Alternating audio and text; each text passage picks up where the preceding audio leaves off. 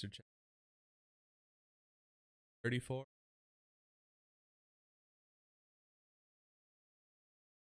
No mics. No mics. There we go. I'm back. Wow. It's I'm just Been a gonna minute. it's been a minute. We haven't been in person. Spoiler, I can physically touch Adam.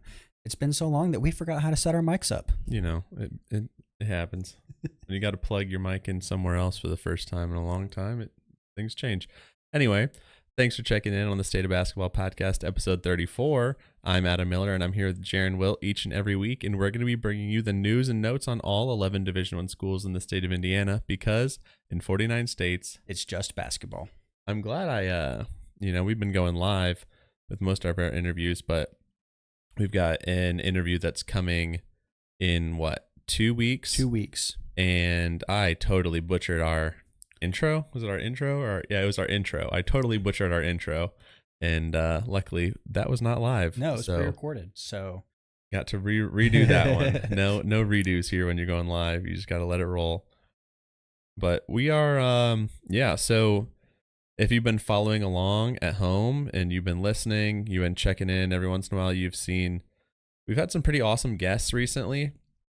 And we wanted to just take some time to talk about things that aren't interviews with people, because the interviews are great, but also things are going on in sports, so we want to touch on them. But we were very, very blessed to have great interviews. We had on Coach Sprue at Southern Indiana. Yep. Who do we got? Ben Hummerkaus. Yep, Ben Hummerkaus, formerly of Huntington University and Evansville University. Mm-hmm. And then I guess the most recent one that you've listened to, we had on Matt Graves, head coach at Indiana State. Matthew Graves. Matthew, Mr. Graves, Coach Graves. Yeah, we had on Coach Graves from Indiana State. So, that one our most successful yet. So that one feels good. Yeah, we talked about it I think during the show. It was one of those things that the Sycamore fans have been our biggest fans. Mm-hmm. I think. If you just talk about Indiana State, it's gonna hit. There's gonna be a high view count because of how awesome the fans are. Mm-hmm.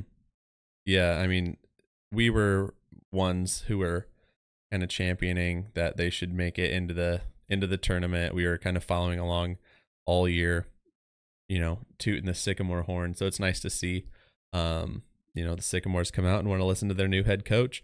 And then, I guess, spoilers, but in 2 weeks, we recorded this interview, but we're releasing it late to kind of have some banked for Jaren's back surgery. Yeah, I get back surgery a week from tomorrow or today if you're listening on audio. So it's going to be out of commission for a while, but we did not want to leave y'all hanging. We wanted to make sure that we had content for you to view or listen to during that recovery period. Yeah, so spoilers, we had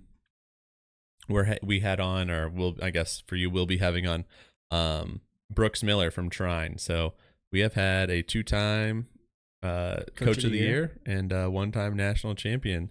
So that's big news for us, and we're excited about that. But this is kind of going to be our episodes are pretty structured. I feel like we run pretty structured show. Spoiler, we intro saying we're talking about all 11 Division I schools in the state of Indiana.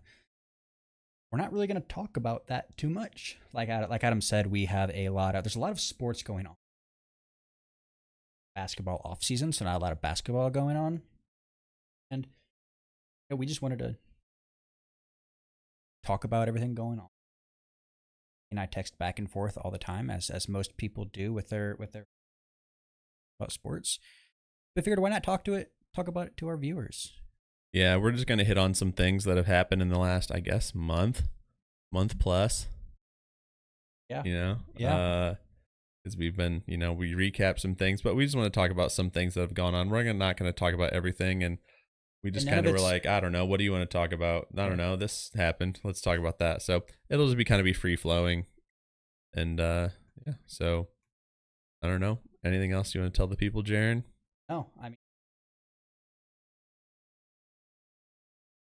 appreciate all of the support that we've gotten. Mhm. And hopefully, if you don't like content like this, might not do it next year in the off season. But if you do like it, maybe we do it more during the basketball season, Yeah. just because we know that we have of college basketball. Mhm. Obviously, college basketball's at the top, but so do our viewers. So, And don't get me wrong, like the stuff we're gonna be talking about is college basketball, or some of it's Yeah, college basketball, it's- college basketball adjacent. yeah. But Um, there will be something. Yeah, like we like sprinkled golf. in. Yeah. So we want to talk about some golf. So, but also I have assembled a trivia for Jaren, because next week, I guess if you're watching, so on Thursday it's Wednesday and Thursday are the NBA draft. They split it into 2 nights this week for whatever reason. So the NBA draft's going on, and Jaren and I are going to go live on Sunday, and we're going to talk about it. Kind of just talk about it like, hey, remember these guys from college basketball? We think this is good. So we'll talk about it from that realm. I don't know much about the international people. No.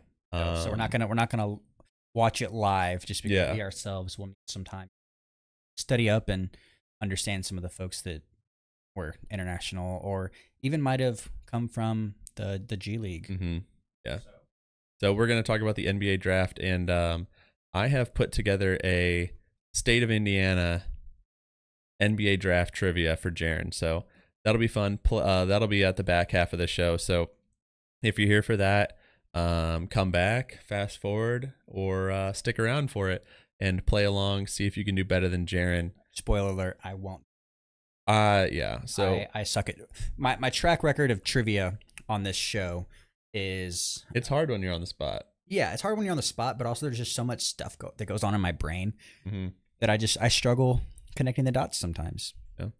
Well, let's just kind of talk. So we have a bunch of stuff we want to talk about. It's maybe in an order that makes sense. It's probably not in an order that makes sense to you. We're just kind of going to go through it. So the first thing is this is probably the most recent news, is that the commissioners had a meeting, basically like they have their annual meeting or whatever. And one of the things that was like brought up for them to vote on maybe later this year is expanding the NCAA tournament, which is the thing that obviously impacts this show the most. Yeah.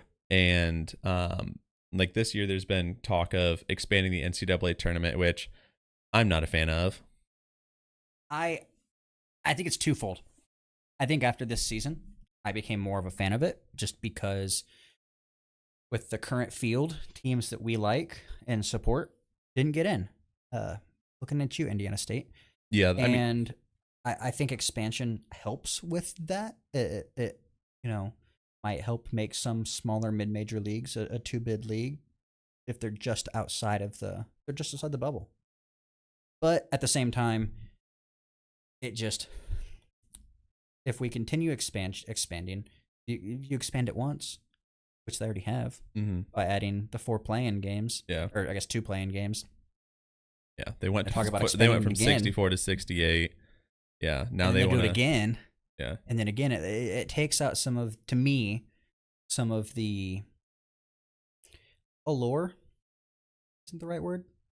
But yeah, I mean, no, it is. It is. Takes out some of the magic. Because I mean, if you only have like bubble time, like when it's like crunch time, when like the bubble is shrinking. And if your team is, close to making it or not, like you're paying attention to that stuff. If you don't pay attention, like if you just watch the NCAA tournament, I don't think you really care. Yeah, I mean, we talked about it with Coach Graves. Is the 36 hours before Selection Sunday was just absolutely mayhem, and it ruined their shot of making the tournament. So it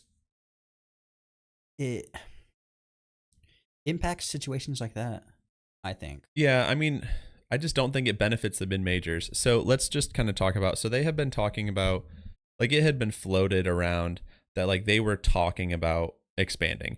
And the reason that they expand is for money. Because the more games that you have in the postseason, the more money that you're going to make. The TV network is going to give you more money. The TV network is going to generate more money. So the NCAA is going to make more money for that. So the reason for more games, if you're wondering why they're thinking about expanding, is always money. At the end of the day, yeah, they don't care. Yeah, they don't. Listen, they don't care who gets in. Yeah, They would obviously. What they want is for all of the biggest market teams to get in. That's what they want. correct. And the more big market teams you have in, Viewers, the more money. which yeah, It all comes down to money. you skip some steps. Yeah, That I but was like, gonna add on, but it all comes down to money, like you said. so when I mean, that's the reason why they went to 68 teams from 64. They added in the play-in games to get 2 extra days of games. I mean, and like, I'm sure they're looking at that and saying, this is super successful. Let's do it more, because like when IU was in it, I think it was like the most watched at that point. It was like a 9:00 game. Yeah. Stern, and it was still one of the most watched Mhm. of. It's probably I confidently will say that it's the most watched play-in game. Yeah, it was like it But was. also, like, I'm sure it was more watched than some some normal first round games. And I don't know what the stats were this past year, but like, so many people watched Virginia just absolutely lay a stinker. Forget how to score the basketball. No, they never knew. They never knew. But so like, that's obviously successful. So they, the talk was like maybe going to like 96 teams, because like the general like NCAA thing, what they were looking at is like they want like a quarter or a third of like a quarter of all the teams in the league or whatever in the NCAA to make it to the postseason. Yeah. So that that would be like almost 100 teams, which is far too many. Like 96 was the number that was being floated out, and people were like, this would suck. I mean, that's too many, but the number that they've been talking about now is like 72 or 76 are the two that, like, if they're going to expand it, it would be to 72 or to 76. So it'd be like the 10 through the 12 seeds would basically all be play-in games. Yeah.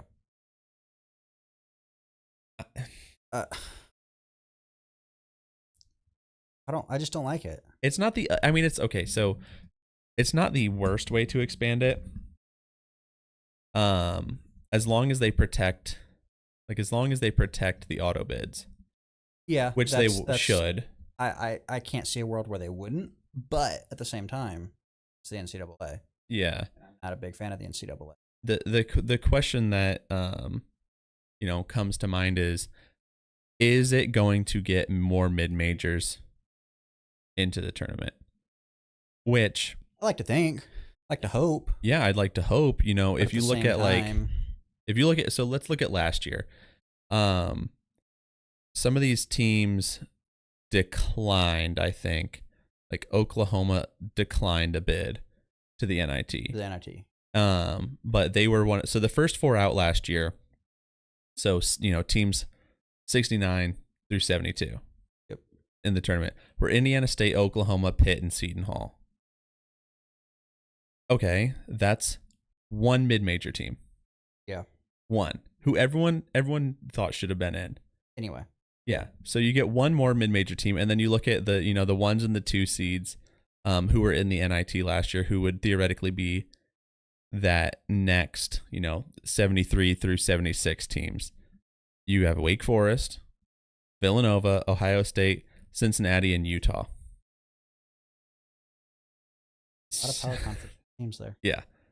So you get Cincinnati as a mid-major, you know what I mean? Like coming from the American. Yeah, I mean, they're not. But they're not a Power 5 yeah. team.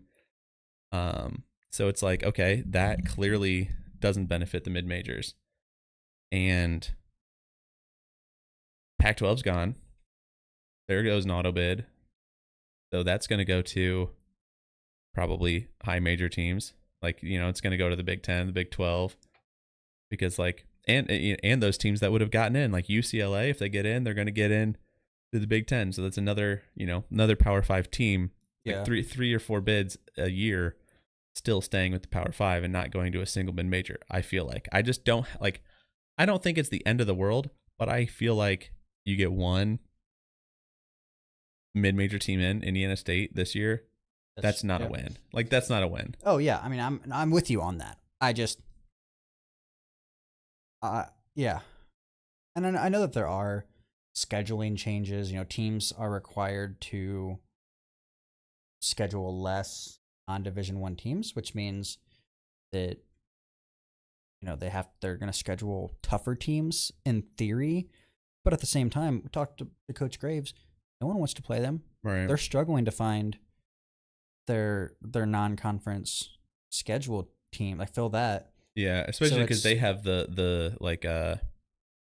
the net rating like thing. They have to the teams that they're playing in the non-conference have to be like to an average net rating of something. So you can't just play a bunch of stinkers. Yeah, I don't like it.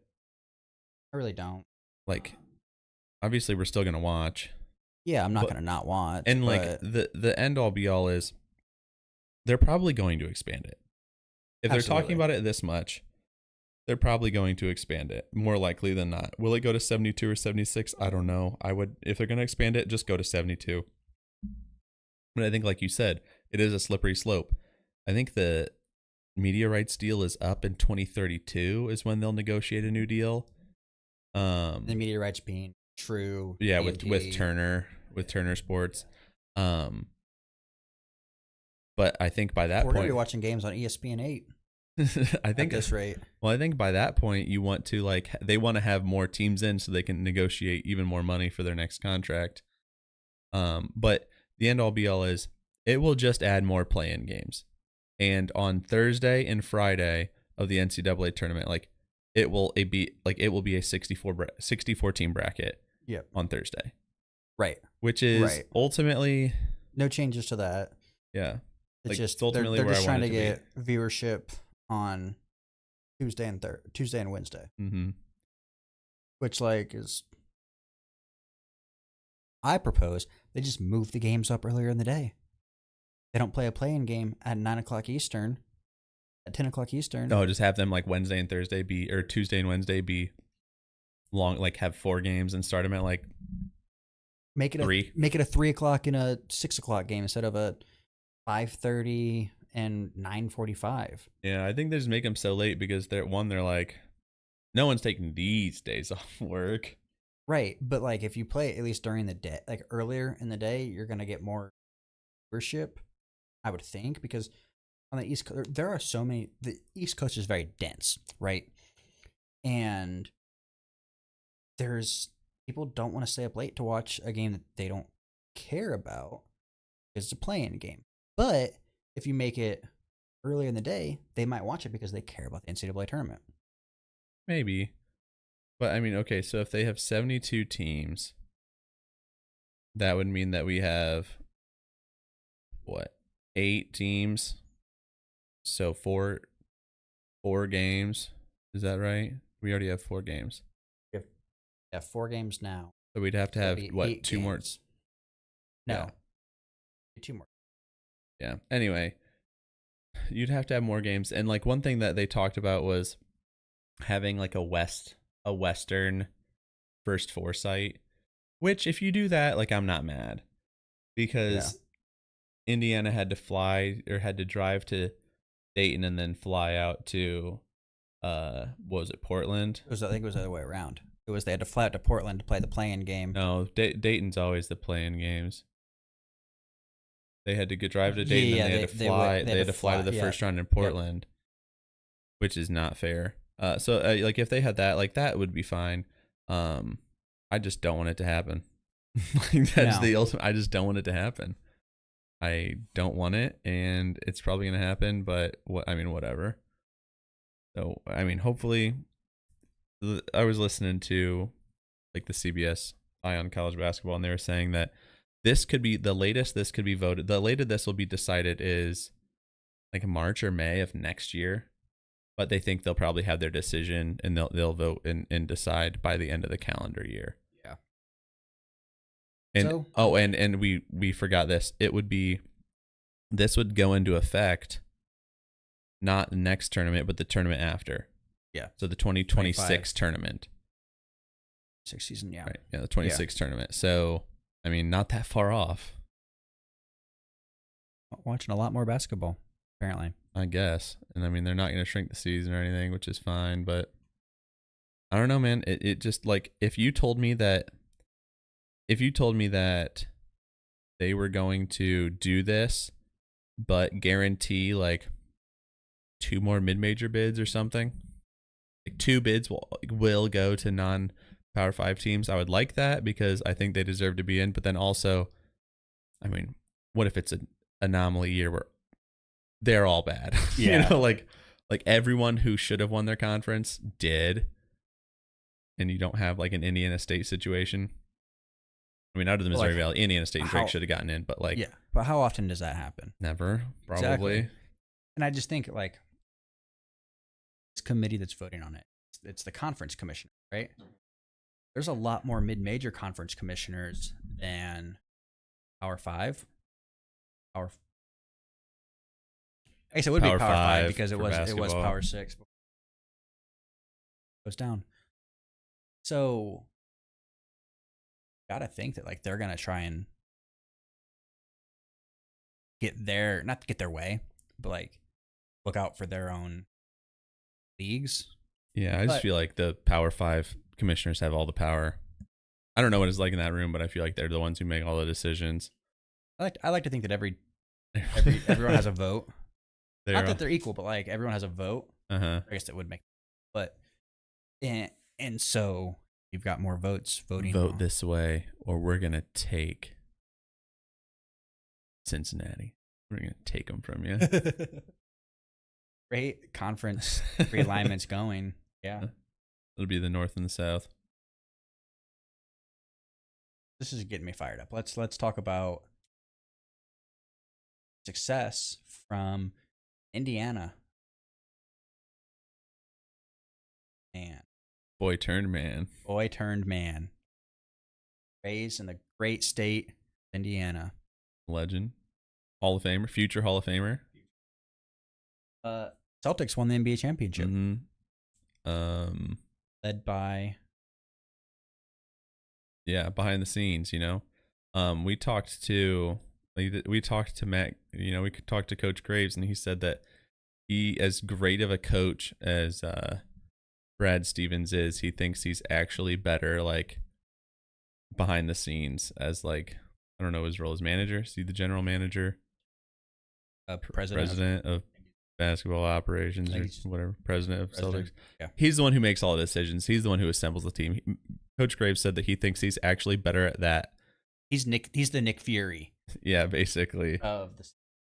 Yeah, which, I mean, looking at this team that they assembled, and what did they win the East by like 1 billion games, and then they just swept through the conference, you know, the NBA playoffs, only lost 1 game to the Mavericks, swept the Pacers, unfortunately. Swept the Pacers, but should have been down 3-1, if you ask me. Should have been down 3-1. The refs swept the Pacers. Oh my God, just horrible blow-ups. All-time moments out of Jason Tatum. You know, they went on. He's first team all plagiarism team. First team all plagiarism. Every celebration, every video. Jason Tatum. Not an original thought in his head. It's not an original thought. It's, you know, Garnett after Kevin Garnett won.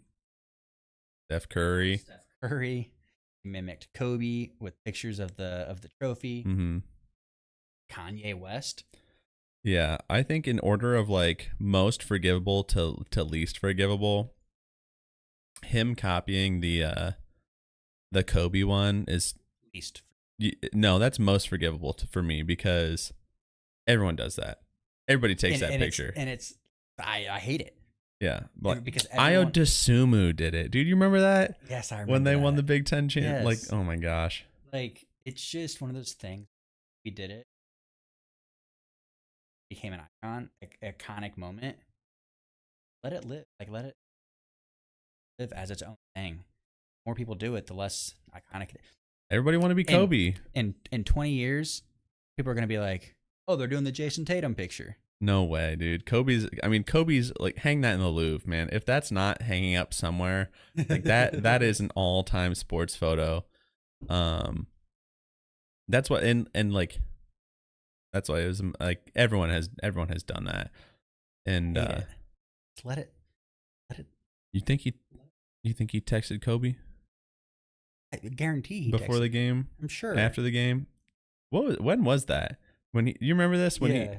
if you don't know, he like posted a picture of his, like a screenshot of his text messages to deceased Kobe Bryant, saying like, "I got you" or something, like before a game or something. It was before. Was it 2 years ago playoffs or was it last year's playoffs? Something. It was one of those. It was far enough away where like Kobe had been dead long enough. Yeah, it that was you shouldn't have done it. It wasn't the same. But also, like, it might have been the same season. I don't think it was though. That's the thing. Like, it was like, maybe you're. because it's been 4 years. Yeah. Regardless, that was cringe. I mean, to do it is whatever. Like, if you do it, like, you know, they were, you know, he idolized Kobe. They were friends. But like, to tweet it, it is egregious. That's what I think set me off.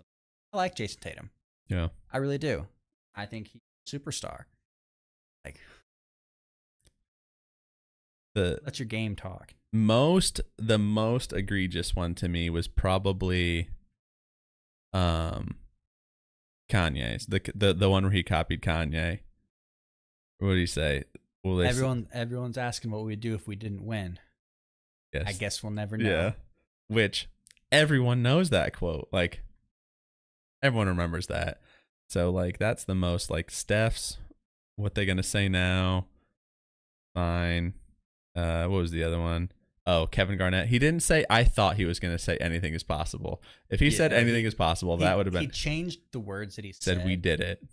But it was just you put the videos side by side. Yeah. He leaned his head back, everything. His mannerisms, everything. Pure Kevin Garnett. Mm-hmm. Yeah. I'm actually curious what Kevin Garnett. I'll have to look that up. I don't know, man. But yeah, I think. What else? Pacers news. Siakam got re-signed. Yep. I think that's huge. You think they go after OG? You think there's any truth to the Paul George? They need a wing. Mm-hmm. Both OG and Paul George fit that because they're both very much 3-and-D guys. They get either of them. Sign me up. Yeah. Obviously, I'm already signed up. They're game changers, obviously. Yeah. In slightly different ways. OG's obviously got more years to play. Mm-hmm. I think it'd be a situation where he adds the defense that they need for sure. Yeah. And so would Paul. So would PG. Like, yeah, but I mean, OG's just a better defender. But, probably, yeah. I could see if they signed last go around, retire at the end of the contract. I could see that too. I imagine he'd want to retire as a Pacer. I hope. He'll have bones on the court, man. Yeah, but we'll see what goes on. We sign TJ McConnell for like a long-term deal as a backup, which is kind of crazy. They're like, we need this guy in our locker room. We need this guy on our bench. They're right. Yeah, they're right. I mean, TJ, he's the only reason that not the only reason, but one of the main reasons why they even were in the games against the Celtics. Yeah. But it's going to be an interesting offseason. Kevin Pritchard's got a lot of work to do, I think. Because the team they're there, right? Yep. They're so close. And they're all so young. They're all generally so young. They had some key injuries. Yeah. They should have been higher up in the East. Because wasn't Hallie hurt when they were playing the Celtics? Yeah, he was out a bit. Nembhard was, or no, Matherin didn't play at all in the playoffs. That's right. He didn't play like the last month and a half, 2 months of the season. So they've got some work. They've got a lot of pieces. They're a good team. They just need to. They're missing one piece. You got to go. I don't know if that's a wing. I don't know what it is. More than likely a wing, just because. Missing piece is you, the listener at home. Buy more tickets. Yeah. Buy a Caitlin Clark jersey. They're back in stock. They are. Probably not. Things are No. selling like hotcakes. Yeah. But let's talk about Something else that's selling like hotcakes. Players. Players. college basketball players. Yeah, Is dude. the open market. Yeah. Scarcity, man. This is, a lesson in economics. When there is scarcity, you can charge whatever you want. And one thing that I had an econ teacher, the only thing that stayed with me was economics broken down to one thing. People want things, so they buy them. Yep. Fans, boosters want players, so they're buying them. Yeah, so at a very high ticket price. The thing that the most recent news that kind of sparked this is Coleman Hawkins declared for the draft and entered the transfer portal, and then just Donowalled everyone and just was no contact, and then all of a sudden he pulls out of the draft at the deadline, and then is basically like, "What you gonna give me?" Seemingly, I mean, I don't know what he said, but like. People were literally Venmoing him. He posted his Venmo on Twitter, and because someone DM'd him, was like, "Let me give you some money to come to my team." People were like actually Venmoing him money, which like, is that legal? How? That's what I was wondering. How is that? Like, what is that? Is that tampering? Well, so like, can't be tampering. So like, how you couldn't give like a recruit a car because like that was illegal. Yeah. But now like NIL, like they have to give something in turn. Yeah. Right. Like when I was at Trine, athletes still can't get scholarships through D3, but like for any event we had, if there was like a cash prize, it had to be a gift card because they weren't allowed to pay their athletes any money at all. So it had to be a gift card in case one of them won or something. So like, I mean, I guess it comes to the same question. It's like, can you Venmo your friend? Like, if you go to Chipotle with Coleman Hawkins and you Venmo him because he bought yours, like, could he get in trouble? I mean, they're never going to go after that, but like, what is the rule? I feel like it's something stupid. Like, no, you can't. Are there rules? There are no rules anymore. Yeah. So Coleman Hawkins, he basically just goes on the open market and is like, I don't remember. He was like, K-State was involved, Louisville was involved. Arkansas was involved at one point. There was one other. It came down to K-State and one school. Because he canceled like his Louisville visit. Anyway, he maybe that's what I'm thinking of.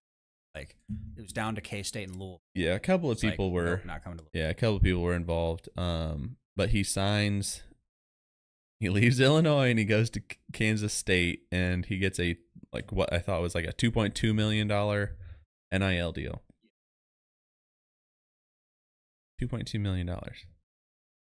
Coleman Hawkins. 30 games. Yeah. Where do you think Coleman Hawkins was on the scoring rankings for Illinois this past year? Like fourth. Third. I know he wasn't because it was Damask and Aaron Shannon. Yep. Third. You just paid, I mean, if you like think about it this way, you just paid over $2 million for the third leading scorer on a team that came in second in the Big Ten? Yeah. I mean, admittedly, would have gone to the Final Four if they had not been in UConn's region, probably. Yeah, probably. But still the third leading scorer.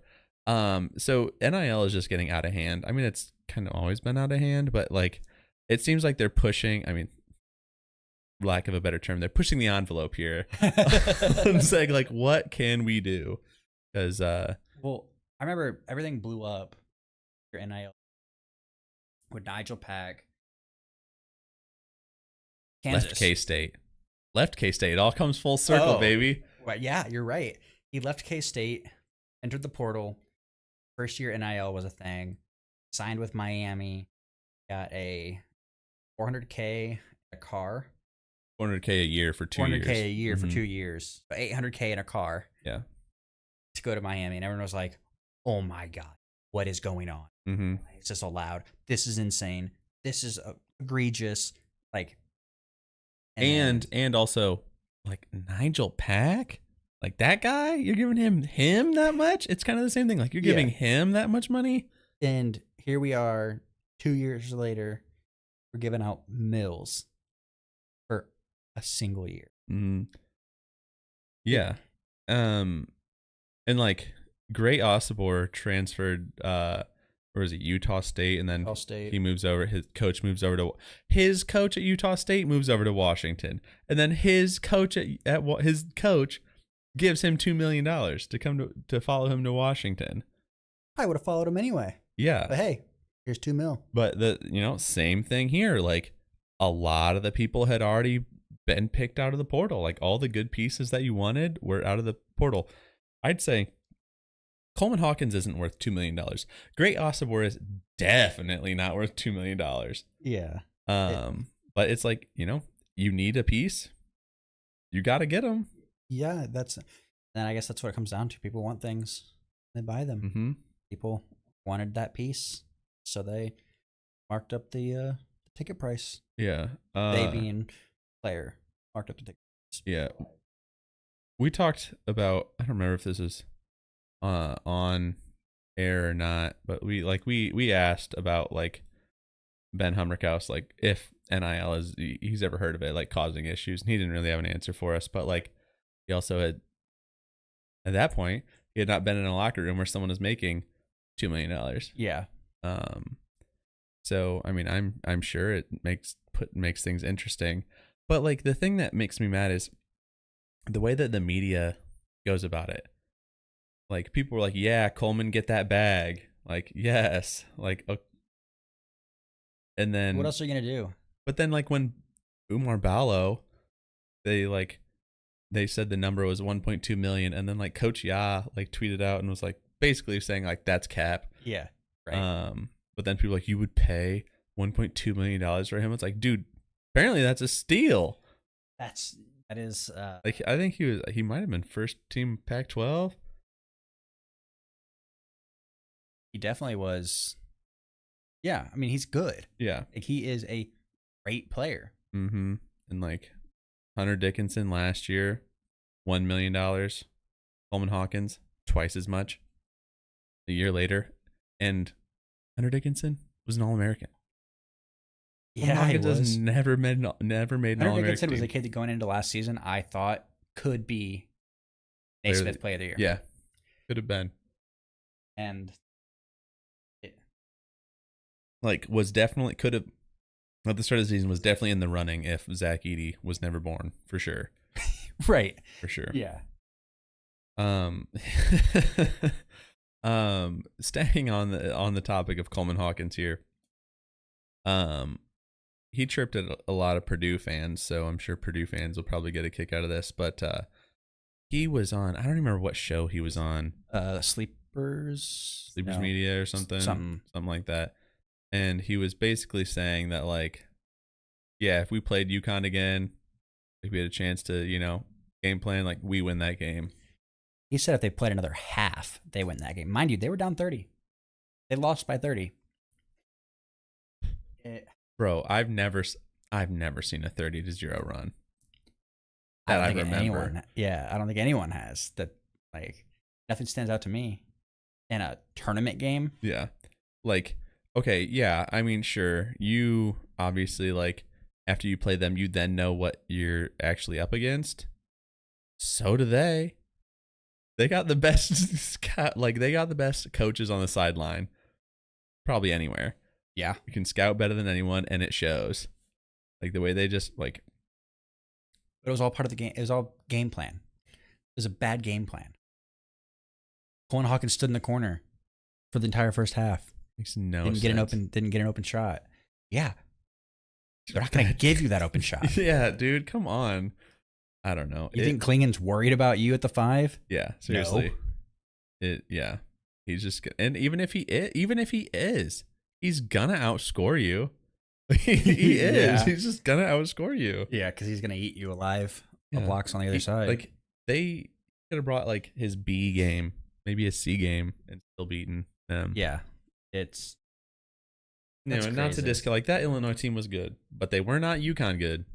They were not UConn good. Like we said, they could have made the Final Four just a minute ago had they not been in that region. Yeah. There was a clear hard stop. Oh my God. It just makes me so mad. Like just, whatever. Let's talk about Purdue. So a couple updates on Matt Painter. They're not really updates, just little snippets. So Cannon Catchings, who a lot of Purdue fans were saying was going to be like one of their missing pieces. He was the most athletic player they've ever had. He was going to change their game completely. He decommitted and then decided, it's like, actually, no, maybe I do want to play here. And Matt Painter was just like, haha, no, sorry. You made up your mind. I'm sure when it comes down to it, like, it's just one of those situations where a player comes in, it's like, expects playing time. And the coach is like, no, you got to earn it. Yeah, and I think that's exactly what like Painter went on an interview and said was he wanted his role promised to him. Totally fine. I think it's totally as a coach, right? Like it's as a coach, it's okay to say, got to earn it, especially when you're a coach like Matt Painter, who is the best at what he does. Yeah, I mean, you can like as a player, like you have the right to say that, but 100%. know your audience. Yeah, like this is probably one of the 5 guys who is known for not doing that. You know what I mean? Like most known for not doing that. Yeah. He's like, you come in and you get yours. Like, you think Zach Edey was promised a minute? You know what I mean? Like, yeah, no, he earned it.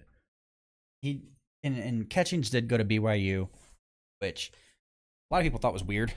I think just because of BYU of the past, I would say. I don't think they understand BYU now. Yeah, but also, I mean, they do have a new head coach. That head coach happened to be his overtime. I believe it was overtime elite where he played. It was his. He played in the G League last year.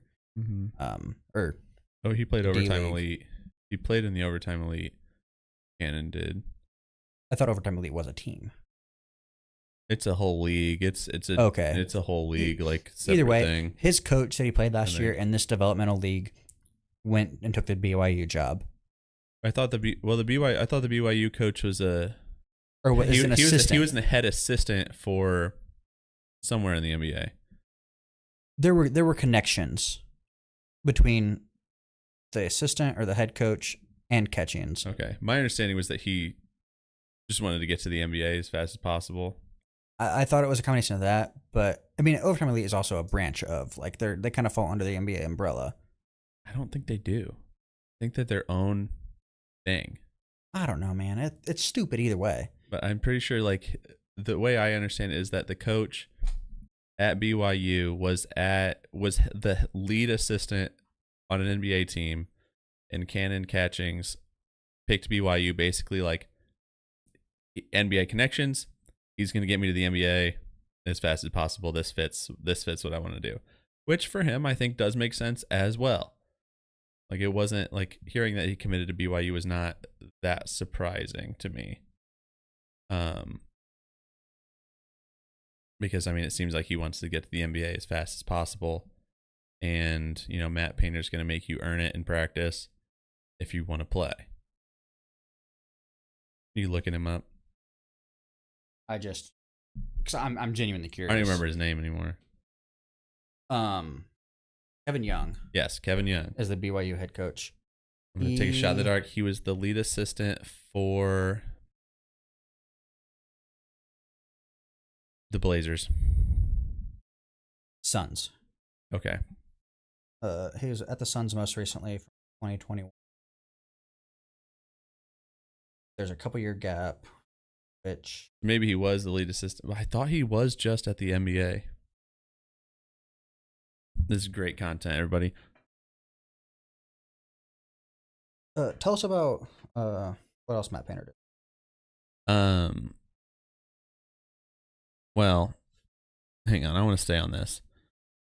Regardless, I don't think it's... He was associate head coach of the Suns. Okay, that's right. The Suns just haven't done anything in the last few years, so they didn't have anything relevant on the BYU website. Incredible.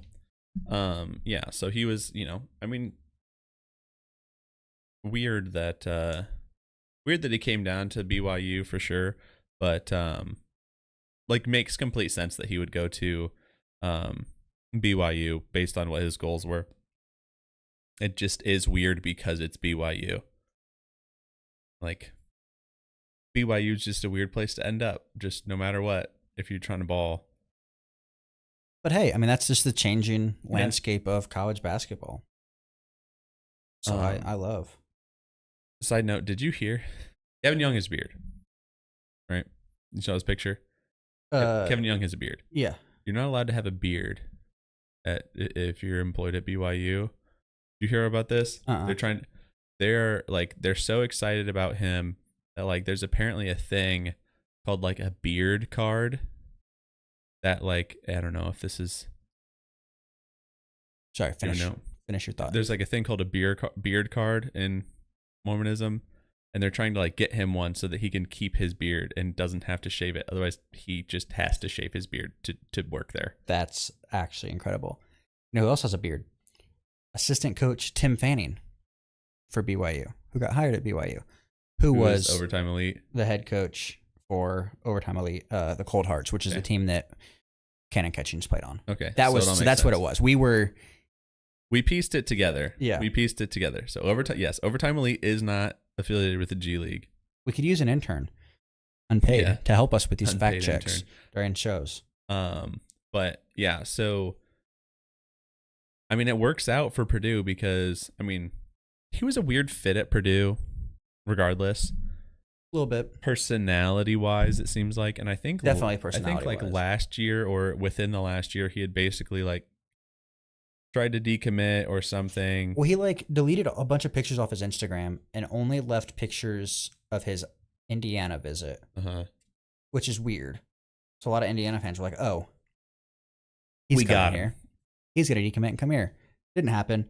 But it's just one of those weird situations. So like something was just off about that, about the whole thing.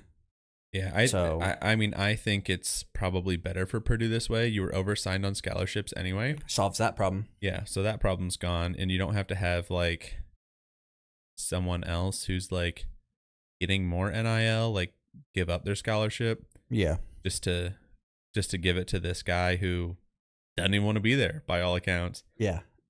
So the other thing is that Painter might have lost his touch. I know he handled this well, but he might have lost his touch. Did you see what just the news that came out? Yeah, he usually, Matt Painter and Purdue are known to have a very tall team. 7 foot U, man. They are 7 foot U.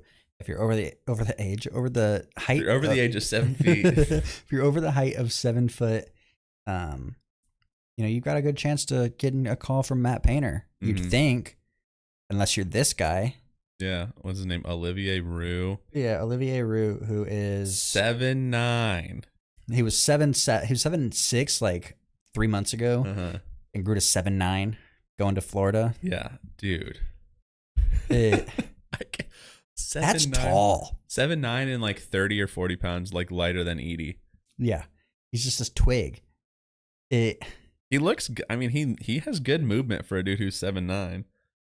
Not that I've ever seen a 7'9" guy before. I haven't. Dude. He's like we're what, a decade away from Purdue signing an 8-footer. 2 feet taller than me, almost. That's insane. That's almost 2 feet taller than me. That. God. Do they make beds big enough for him? See, the thing is, Edie, when he like committed to Purdue, like one of the things he was like, I gotta have an 8-foot bed, and they're like, done. Call that a Canadian. Call that a Canadian king. But I mean, 7'9". You're a couple inches down from the headboard. Your feet are flexed. Your feet. You're looking at a 9-foot bed. Yeah, you got to get a 9-foot bed. He's probably wearing size like 25s. At least he's sleeping diagonal. Gosh. Sleeping diagonal to get on the hypotenuse. I hope he gets a sneaker deal. I hope he gets some company that makes a shorts deal, but they're just pants for everyone else. They're just shorts for him. That'd be iconic. Yeah, so obviously, things are great in West Lafayette. They solved their scholarship problem, but they let the tallest man in college basketball ever. I'm not looking that up. I'm gonna take your word for it. Seems like a fact to me. Yeah, it seems right to me. I'm not gonna refute it. Yeah. So Evansville Aces made the Super Regional, and they were 1 game away from the College World Series for the first time ever. Yeah, they didn't put down. They beat Tennessee. They in one of the games. It was a 3-game series. They won the second game. We're close in the first one for about 5 or 6 innings too. And they also broke they didn't break records, but like they accomplished things that Tennessee hasn't let a team accomplish. It was like like being up 10 and losing the lead. Yeah. And things like that. So it's like impressive showing from the Aces. Yeah, and Tennessee's only now lost 2 games in this whole postseason. Well, and one was to Evansville, and then they just lost the other night to Texas A&M, and then the third game is tomorrow. Yes. So it's tied 1-1 right now. So Evansville and A&M are the only teams to take a game from Tennessee. Tennessee's what, the overall one overall seed?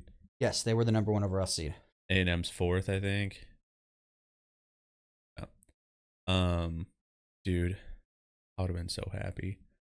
I wouldn't have known what to do if Evansville had moved pulled on. it off. Mm-hmm. If they had just taken. Well, last year game. Indiana State made the same run, and I believe they made the College World Series, or they lost in the Super Regional. Something. They hosted though last year. I Yeah. believe Indiana State did. I think so. But it's love to see it. Love to see it from these teams. Mm-hmm. You know, it's Evansville is a mid-major, and playing in the college, being a game away. We're here for the College World Series. I'm a big baseball fan. I coach high school baseball, watch baseball religiously. We're here for any Indiana team doing well for sure. And like the fact that it was Evansville was right there. Like I might have bought some Evansville gear. I never thought I would see Evansville Twitter and Tennessee Twitter clash ever in my life. Nope. And they were just going at it, dude. It was so awesome. And I mean, they're sea of purple and a sea of orange. They're obviously so close to each other. I mean, kind of.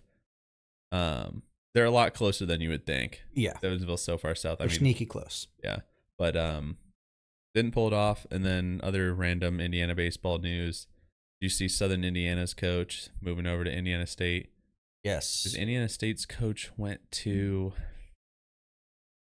I don't remember where he went. Oh, he went somewhere in Florida, I think. Then they're having a lot of people transfer because of that. But that's all baseball's done other than 2 people. Yeah. Tennessee and Texas A&M. Mm-hmm. Speaking of Tennessee and Texas A&M, so there's this thing in the College World Series. So in Omaha, there is a restaurant called Rocco's Pizza. It's like a bar restaurant, but they're notorious for doing a Jell-O shot challenge during the College World Series, the entire duration of it, where they raise money for charity. They send it to a variety of different organizations, nonprofit organizations. I didn't know that part. I thought they were just straight out there balling. No, it's for charity, which makes it even better because they sell Jell-O shots for $5. Just an absurd price. Pretty hefty for a Jell-O shot. Bro, I'm sure a drink in Omaha, I'm sure a pint is like $3. Probably. But yeah, $5, that's crazy. Again, it's for charity. People want things. They keep a leaderboard, a dry erase board leaderboard of teams. You know, when you're a fan, you go in, you let them know what team you're supporting, you're watching in the College World Series. You buy a Jell-O shot.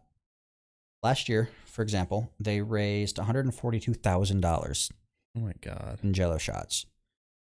So I don't know if you want to do that math for me to how many Jell-O shots that is. What was the number? 142,000. They've got the leaderboard. It was posted a couple hours ago. There are 28,400 Jell-O shots. 28,400 Jell-O shots. Last year, all of last year. All of last year. Okay. It could have been more because I don't know if 100% of the proceeds, but right. Either way, we're gonna say 28,000. They have the top 8 leaderboard. You've got Florida State, Virginia, North Carolina, Florida, Tennessee, Texas A&M, Kentucky, NC State. They keep a tally how many Jell-O shots have been sold. Lowest on the list, Virginia, 1,700 Jell-O shots. Not bad. Not bad. Yeah, right. There's 2 that are the highest on the list. I'll give you a guess of what those 2 schools are. Tennessee and A&M. Tennessee and A&M. Makes sense. Makes sense. Their fans are still there. Going. Yeah. A&M is currently leading the list. They're in first place in Jell-O shots sold. Oh, they're going to win the World Series. 27,422 Jello shots. So potentially almost as many as the entire thing last year if 100% of the proceeds, let's say maybe half of their proceeds went, so they're at least, that one team is making half as much they made all of last year. Yes. Tennessee, 27,000 Jello shots. Insane. So between the two teams, they've already made more than last year, basically. That's awesome. Yeah. You think they're strong? So the brand is they're like packaged? Yeah. Oh, I thought this was somebody whipping them up in the kitchen. Oh, no. It is they're prepackaged Jello shots that are I think are relatively strong. But they're not as strong as your aunt who makes them for the cookout. Because, Yeah. So it's a Jevo. It's a gelatin shot prep machine. Huh. So it's just this company that has Jello shots. They just pump them out, and they're bigger than a normal Jello shot, right? You've got that thin cup, maybe kind of the little condiment thing. Yeah. These are like a shot glass size. Interesting. But bigger around. So that's a hefty lump of Jello you're getting. You get your tongue all the way around it. Like, are they I don't know. You can get your tongue deep conducive? enough. I don't know. Because that's paramount to me. Yeah, the Jello shot, you got to be able to get it all out. Yeah, it's the goal when you take a Jello shot is to be the one that gets it out the cleanest. You want to have it. You want it to look like there was nothing in there. The cleanest, most efficient, but also quickest. Mm-hmm. Like it's gotta have both. You gotta have it. It's a perfect. What's the word? A perfect marriage of speed and efficiency. Speed and efficiency. Like shotgunning a beer, but your beer's spilling out. Yeah, 100%. It's not my favorite thing about the College World Series, but it's like something that I always pay attention to each year. Track. I'm in because it's just hard not to see. They literally expect the number to go up a lot tomorrow during the last game. Oh, 100%. Because whoever went, I mean, if I'm there and I've already bought, 100 of these things, like my team wins, I'm buying 100, 200 and more. let's put it in perspective. 21 hours ago, Tennessee was at 22,000, and it was at 22,000 and some change, right? Yeah. That's 5,000 Jello shots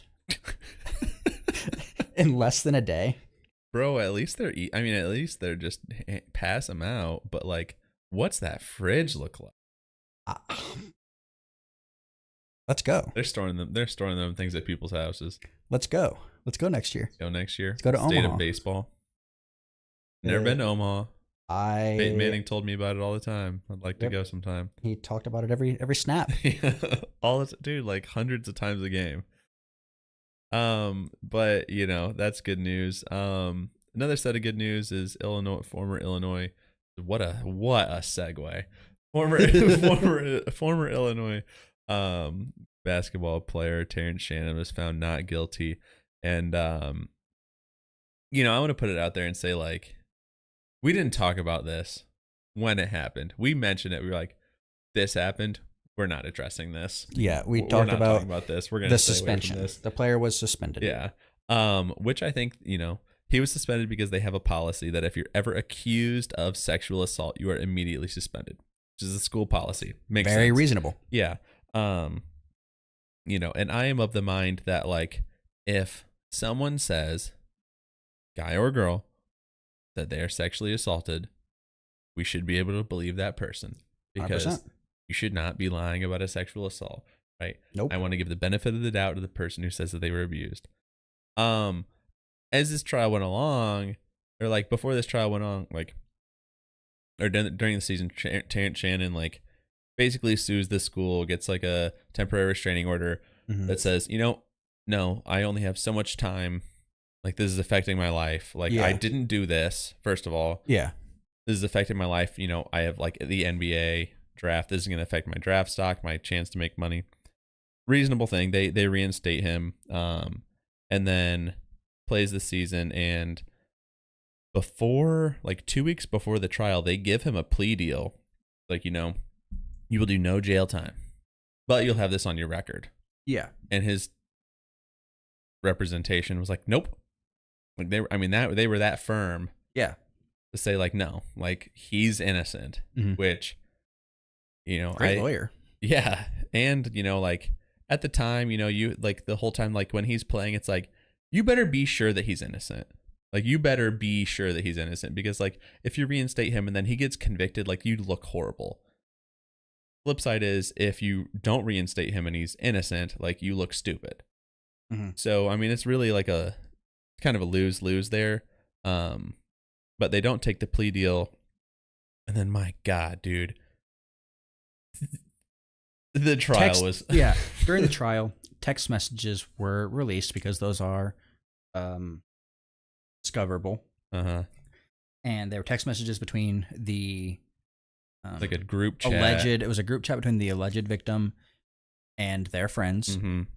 And there were text messages that said, in all caps, "Yep, yes, sir," with a response saying, "Got his ass," with the money coming out the mouth. Emoji. Yeah, the little yellow emoji with the green tongue with the money sign. Yeah, and this was like in response to like the ESPN. They like sent the ESPN article saying that like Terrence Shannon had been arrested or whatever.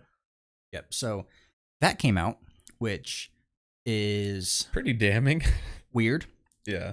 Not something, in my opinion, right? I take sexual assault very seriously. Yeah, same. And it, in my opinion, is not something a victim should do. And I can't say like I've never been on either side of a situation like this firsthand, but like you just don't like if you're doing that and like that's something that we need to consider a little bit more heavily in terms of evidence. Maybe not evidence, but nothing in that text makes you think that this was real. You know what I mean? Like, yeah. And like that is just so harmful to anyone who like wants to come forward. Honestly, and say that they were sexually assaulted. Yeah, like because it's just like it just takes it's like the boy who cried wolf. Takes the credibility out of you. Out of which anyone. is awful. You never want that from any situation like this. You don't want a false allegation to come forth, especially if it's the whole point is to try and benefit from an unfortunate situation where people deal with that ruins their lives. Yeah. So and it if the text had come out and been different and like been like, oh, I don't even know like what it could have been. Like they sent the article and it was like, yeah, he's gonna get what he deserves. Like that's a little bit different. Like he did this to me. Yeah. I'm gonna get what I am owed. Yeah. But it was just like, got him. Like, okay. So he was found not guilty, which I think after all the evidence that was shown, I think was the right decision. And you saw an outpouring from like the Illinois players and coaches basically saying like, even Brad Underwood, like, yeah, it was like, we believed you. Yeah. We love you. And I think they're going to retire his jersey or something. Didn't know that. Yeah, I saw something like that pretty quick. Does he deserve it in Champaign? Absolutely. Yeah. Lakers hired JJ Redick. They tried to get really? They tried to get Dan Hurley, and the reported number was $100 million. And then they offered him $70 million. I don't know what he's going to get at UConn now, but that's not enough money to change jobs. No, especially when you've got a good thing going. You're going for a three-peat.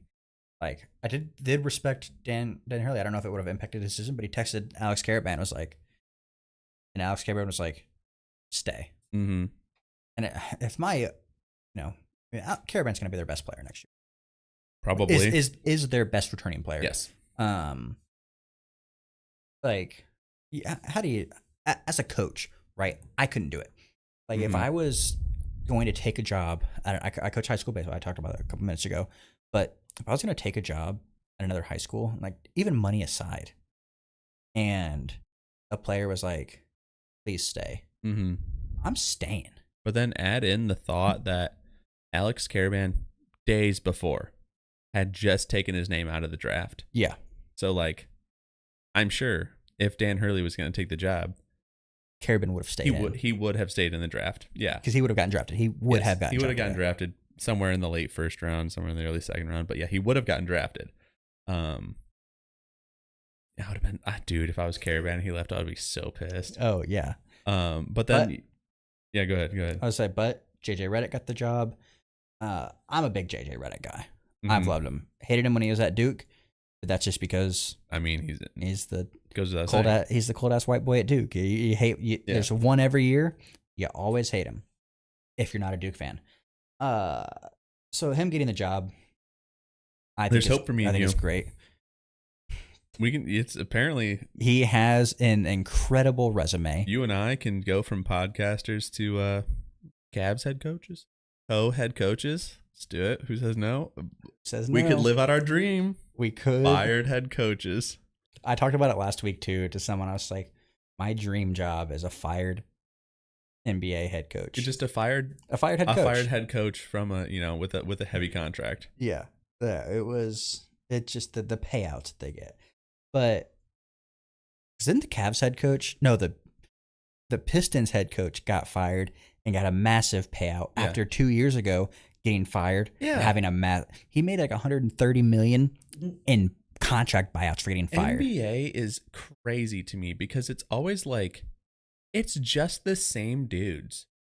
It's just literally like, dude, Where has Doc Rivers coached? Where has he not coached? Is almost a shorter list. Like, it's ridiculous. Anyway, so JJ got it. The best part about the whole situation between Dan Hurley and JJ Redick being candidates for the job is the Shams and Woj. Yeah, the beef. Back and forth. So Woj is a good friend of Dan Hurley's dad. Wrote a book about his dad, yeah. Wrote a book about him. Great friends with the Hurley family. Out of nowhere, tweeted that Hurley was a favorite for the job and was likely going to get the job, or likely going to take the job. Yeah, for $100 million. Yeah, and this was a couple weeks after Shams had been tweeting about JJ Redick being the heavy candidate. Well, and they're both just scoopers. They both just get the scoop on stuff. Yeah, and Shams pretty much dunked on Woj on the Pat McAfee show about it, because it's just like Shams was like, yeah, I told you. I've been monitoring this closer than anyone. Like, it is, and I'm also out on Woj after he. Bro, I never been in on Woj. I'm not in on any scoopers, to be fair. That's fair. But I'm extra out on Woj. That's fair. It was just, he spoiled a kid's college recruitment for basketball this past season. Who was this? I can't remember who. But ever since then. Yeah, and then I just let him announce. Yeah, it's really annoying. Like, that's just, it takes all the fun out of it. Like, NBA draft, you might as well just watch Woj on Twitter, because you get the pick before it's even made on TV. Like, he just tweets out, they're going to pick this person. It's like, oh, okay. Like, why watch the NBA draft? Which, I mean, is actively hurting the business he's trying to work for. Because they want people to be watching the draft, and he's just taking that away from them. Which, I mean, I don't really care about that. Like, it was Dylan Harper. Yeah, it was Dylan Harper. He leaked Dylan Harper's commitment. And Ron Harper. Ron Harper Jr. was so mad. Both Ron Harper Sr. Yeah. was mad. But you just got to know your job. Especially because he's an NBA guy. Like, he's an NBA guy. I don't know why he had to come down to college and ruin that. But yeah. Back to JJ Redick. Just circling back last thing. I'm excited for him. I love Redick, like I said. I think he has an incredible mind. Mm-hmm. Will it translate right away? Who knows? No one knows. I think. But he is probably, to me, when I listen to him talk, I learn more about basketball than I ever imagined. He sees things. He's a supreme ball knower that no one talks about, that no one realizes. The way he can break things down and readjust on paper, can readjust. It's incredible. I think he's got potential to do great things there. Will LeBron be at the Lakers next year? Who knows? It all probably depends on where Bronny goes. But you talked about the stepping stone of us, going from podcasters to the Cavs co-head coaches. That's because JJ Redick's coaching experience is coaching as a volunteer for a 4th grade basketball team. And now he's the Lakers head coach. Could be us. Yeah, I mean, he's a supreme ball knower for sure. I could definitely see this working out because, like I said, he knows ball. Mm-hmm. I could absolutely see it not going well. I could see both. Both seem totally fair and reasonable to me. The thing to me that's going to be interesting is he's really good friends with LeBron, obviously, because they didn't play together, but they've out their pod. You think they're going to do the podcast? They have a podcast together. They're going to still do that? What? And LeBron is he gets every coach fired. Uh-huh. You either win a championship or you get fired by LeBron. Yeah, and that's your Eric Spoelstra. He also won a championship there, so one or the other. It'll be interesting. Yeah. Other than that, Scottie Scheffler won today. Yes. He won the Masters for the second time.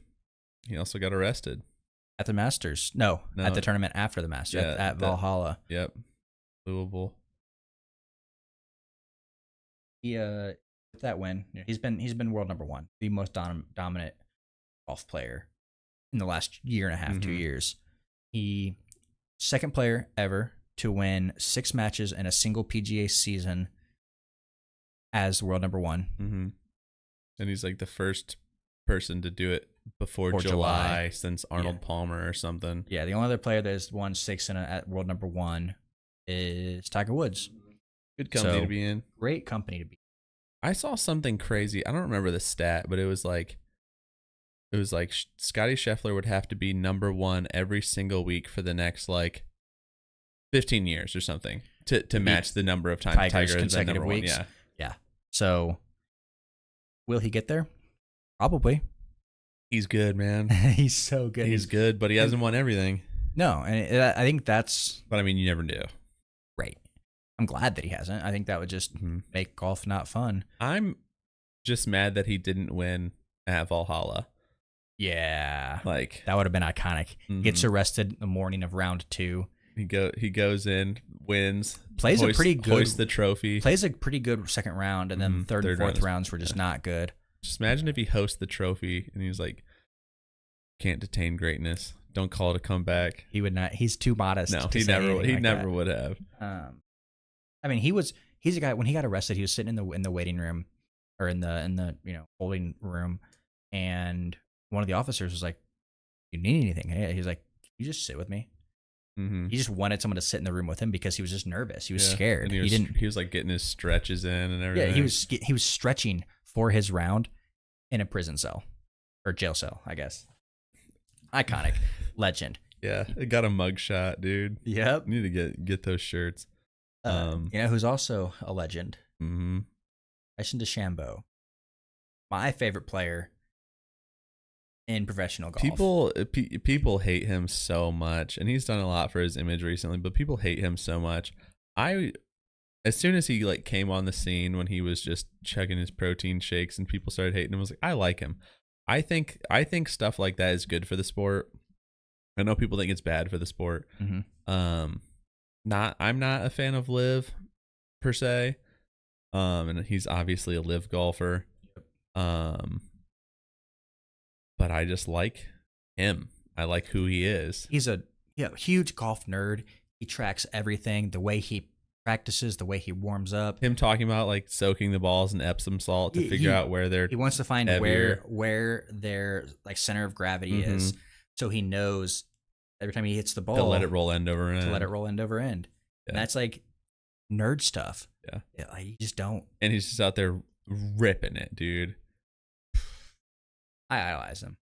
But he's also one of those guys that he's a fan favorite at every tournament. Gets the crowd into it.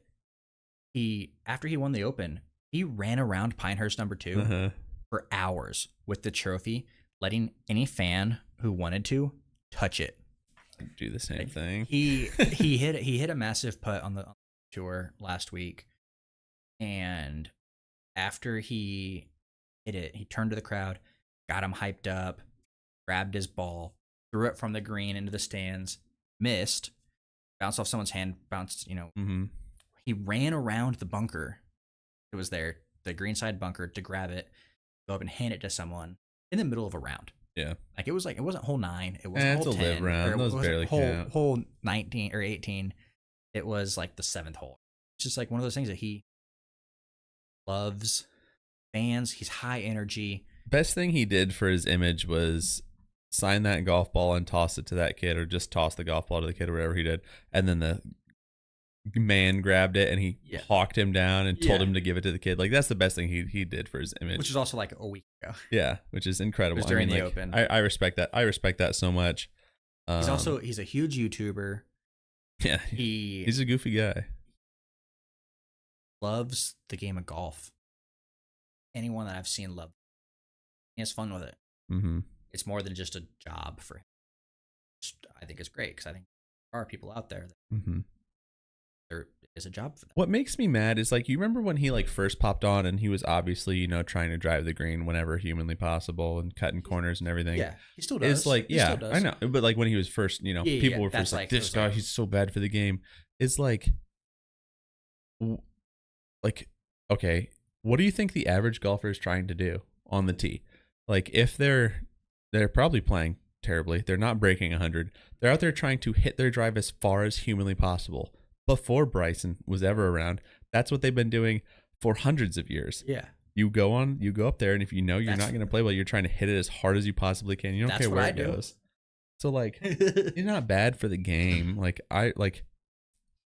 Was Steph Curry bad for the game because he hit too many threes? Bryson DeChambeau bad for the game because he hits it too close to the green? Like, come on. He hits a 7-iron, 220 yards. Yeah, it's ridiculous. I mean, I'm a fan, and I hope both of them keep having success. It could be like, maybe it'll be like Scotty and Bryson will be like a Federer and like Andy Roddick type of deal in tennis. Andy Roddick's just out there smacking the ball as hard as humanly possible, and Federer's just winning everything. But that's a good analogy. You want to do trivia? No. Okay, so there's 16 questions. Okay. 16 questions. Technically, there's 16. There's 16. Are there 16 candles? There are 16 answers. No, there's 16 answers. Okay. And I have set the over under at 7.5. But you move it down. I will give you a live. That's disrespectful. No, when I originally wrote this, I wrote it at 8.5, and I was like, that's too high. I was like, I don't know if I could. It's too high. It was like over half. Anyway, we've been doing this for over an hour now. Yes. I will give you a live line movement down to 6.5 if you want to take it. Over under 6.5. That's the disrespect, but okay, let's do it. I mean, would you rather win? Yeah. Say you get. What am I winning? Pride. Okay. Pride. Okay. So there's a possible score of 16.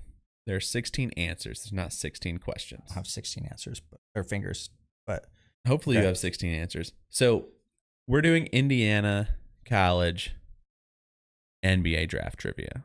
Okay. So everything is going to be about players drafted from NBA colleges for the past 10 NBA drafts.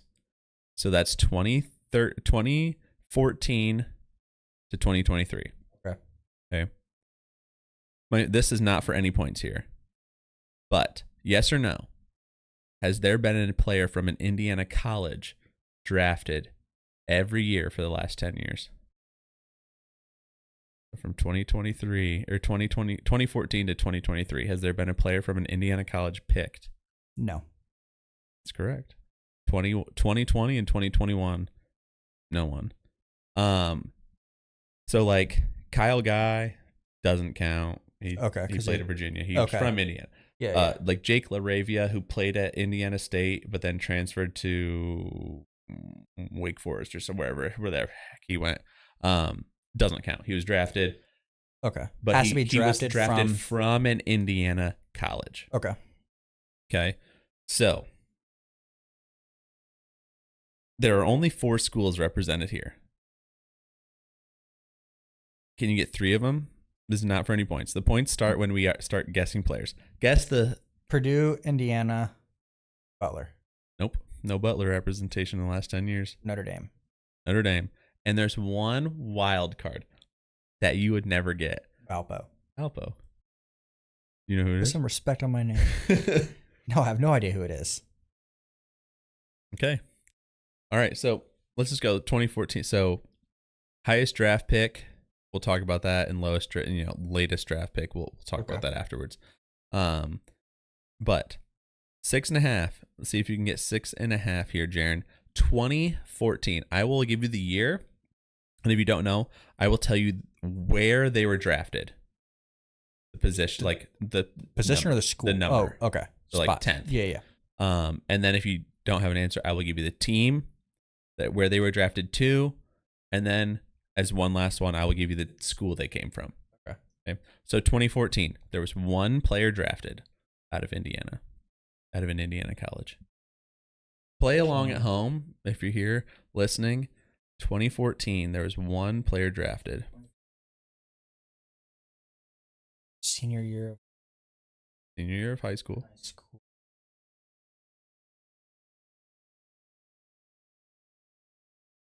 is a lottery pick. 9th. We'll keep it moving. They were picked by the Hornets. Well,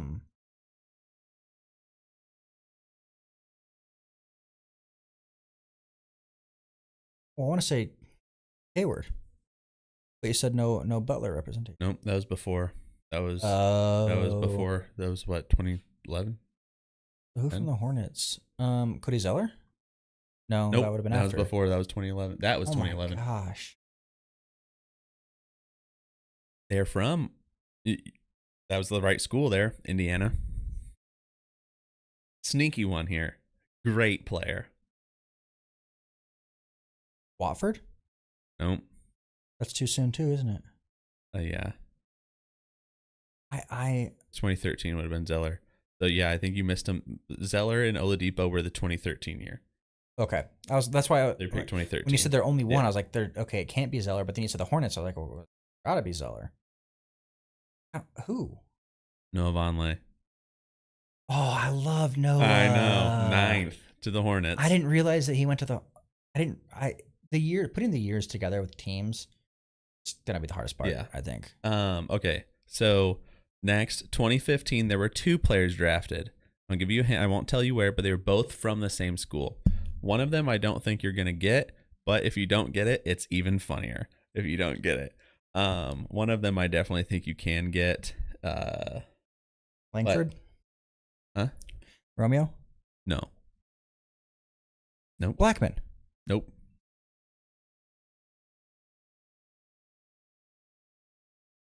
Is it Indiana though? No. These people are not from Indiana.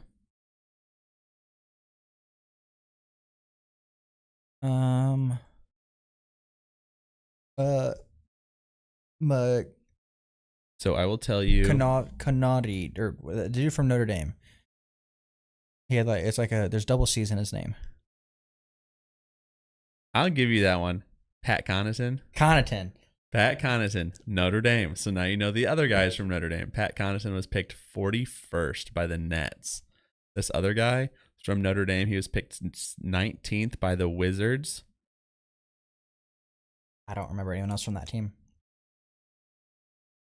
Me neither.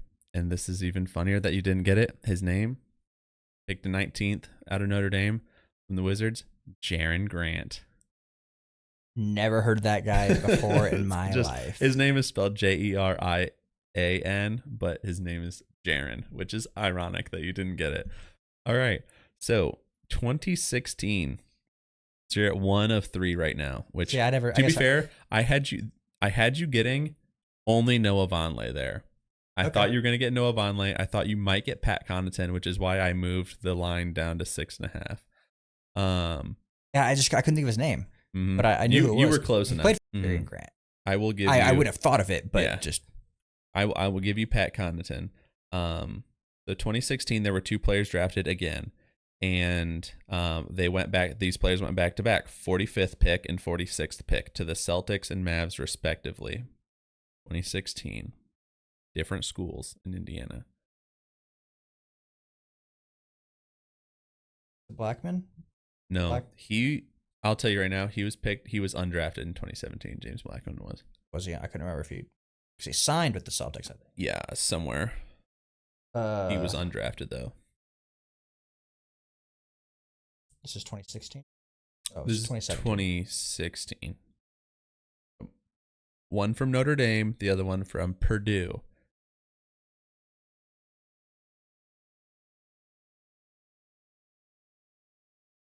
I didn't have you getting either of these, by the way.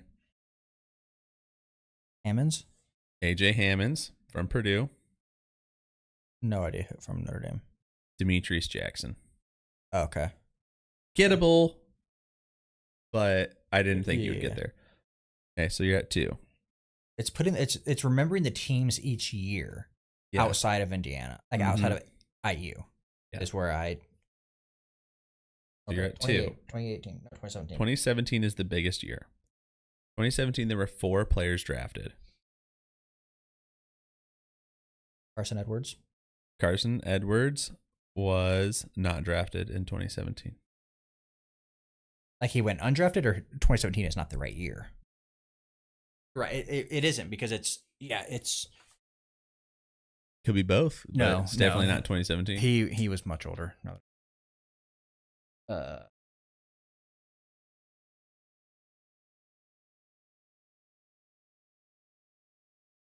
We have the 23rd pick, the 26th pick, the 42nd pick, the 54th pick.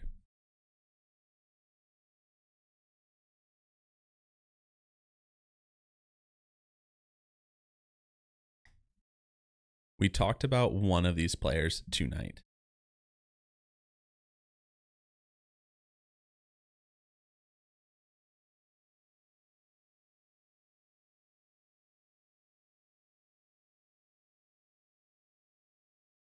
One of them. Romeo? No. Romeo was drafted, but he was drafted later. Too early, man.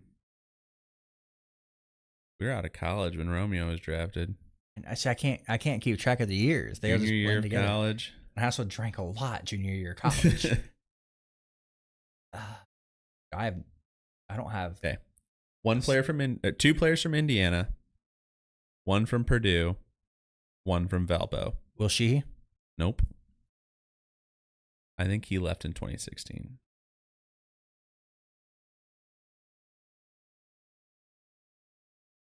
Or maybe he was gone before that. I don't remember. Anyway, in Indiana. Okay. There's so many faces. Here's player from Indiana was drafted 23rd to the Raptors. OG Anunoby. Okay. Player from Purdue was drafted 26th to the Blazers. Oh, Biggie. Mm-hmm. Okay. Player from Indiana was drafted 42nd to the Utah Jazz.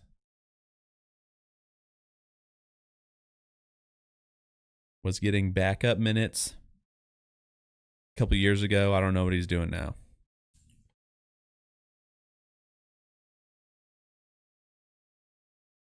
He was playing, last I remember, he was playing behind the best center in the country, in the world. So he's big. Yeah. From Indiana. People are at home yelling. Thomas Bryant. And this is the one that I don't think you're going to get. I had you getting all 3 of those. I did not have you giving this one. From Valparaiso, 54th to the Suns. Alec Peters. I know the name because I've seen him in, like, stats and stuff for Valpo. Okay, so all you have to do is get 2 more, Jaren, to get the over. Okay, you're sitting at 5. Got this. Okay, next. I don't think you're going to get this one, but it's gettable. 2018, 1 player was drafted. From Purdue. Was from Purdue. Not Haas, is it? No, it is not. It is not Haas. I believe Haas was still around in 2019. He just had a broken elbow. Yeah, I was just trying to think of like the transition from Hammonds to Haas to Harms to It all leads back to Zach Edey. Yeah. I have no idea. Vince Edwards. Vince Edwards got drafted? 52nd to the Jazz. See, I was gonna say Vince earlier. I was like, there's no way. I just didn't think of it. I just didn't think he got drafted. 2019. 2 players were drafted. Both of these are easily gettable. Think of 2019. Carson Edwards. From Purdue, 33rd to the 76ers. One more player. Also from Purdue? No. Picked higher. A better draft pick. Right. Yeah. Romeo Langford picked 14th from the Celtics. So you have now hit the over. No, you're at 7, right? 1, 2, 3, 4, 5, 6, 7. Okay. We took the over. You took the line at 6.5. Okay. So I had the original line at 8.5. And I think you can get there. What do you got? 7? 7. You can definitely get it. You'll definitely get. I will say you'll get 3 of the last 4. 2020, no one was drafted. 2021, no one was drafted. 2022, 2 players were drafted.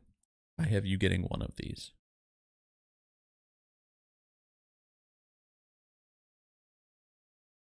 I think this is also the Jake LaRavia year, but he obviously does not count.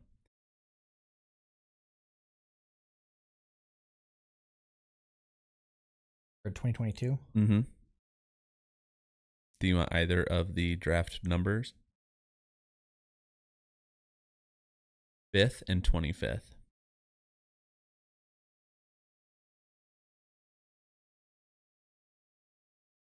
Where'd they get drafted? Pistons. Oh, Jaden Ivey. Mm-hmm. To the Pistons. And the 25th pick got drafted to the Spurs. Oh, You're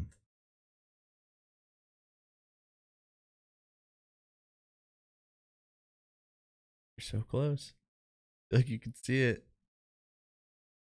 Do you want their school? Mm-hmm. Notre Dame.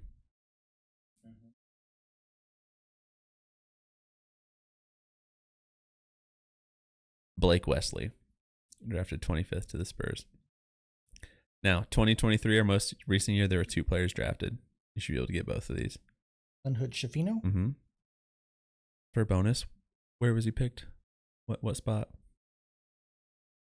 Just missed the lottery. Close.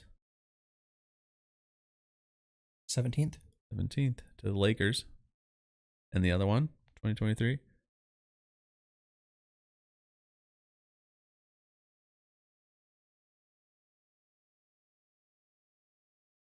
There's no way you're scratching your head on this one. There's no way. Trace Jackson Davis. Do you know where he was picked? What spot? 30th? No. Or that 53rd. I think he was 57th or 58th. He was second to last.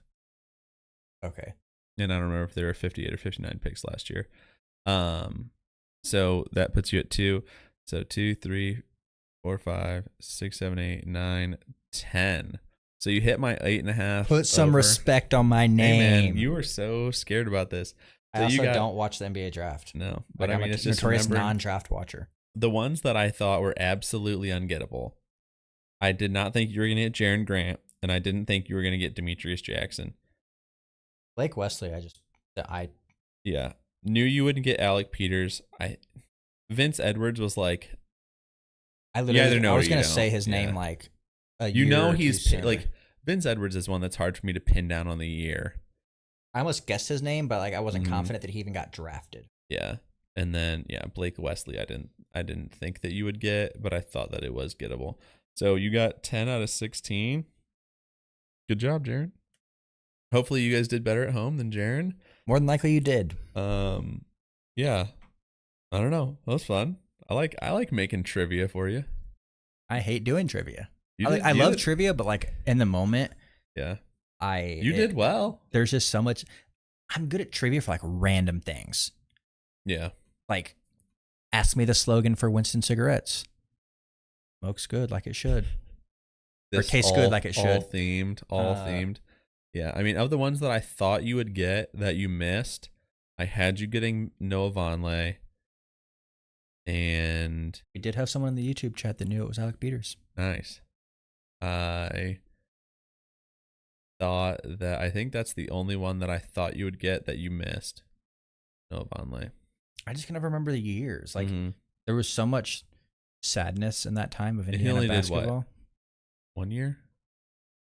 Yeah. So it's like one that's you forget for sure. He was on the team with Troy Williams. He played with OG, I believe, or OG might have come a year later. But he had Henner Mascara Perea. OG was, I think, a year later because OG did 3 years, right? He was injured his second year. Yeah, I mean, good run. Yeah, so that was our Indiana trivia. Next week, we will be adding 2 more players to that list. Yeah, sorry. 2 more. We'll be adding 2 bigs. So we'll be adding Zach Edey. I've seen a wide variety of spots where he could be picked. I've seen early first round. I've seen late second round. He was invited to the green room. Yeah. So he declined. He's declined. He's going to watch it with his teammates at Purdue. And family. Yeah, which I love. And then Khalil Ware. Yep. The other one. It was likely a lottery pick. Yeah. Going to be close to. So it'll be interesting to see who goes farther. Side note, did you see that what's his face? Klingon is number 1 for some people's mock drafts. Like the people, I don't remember who has the number 1 pick, but they are very highly considering him. And Klingon should thank Coleman Hawkins for that in Illinois, according to Coleman Hawkins. There's a callback to our conversation earlier about Coleman Hawkins. Yeah. He was just being a bro, dude. But I don't have anything else. I mean, we'll be back next week to talk about the NBA draft. Yeah. We'll recap it, I guess. We'll tell you who went where and what we think about it. Our knowledge of NBA teams is minimal, so we know college ball. Yeah. NBA, not so much. But the clock is showing quadruple zeros, so it's time for us to. Thanks for checking in with the State of Basketball podcast. We will see you next week. And remember, in 49 states, it's just basketball.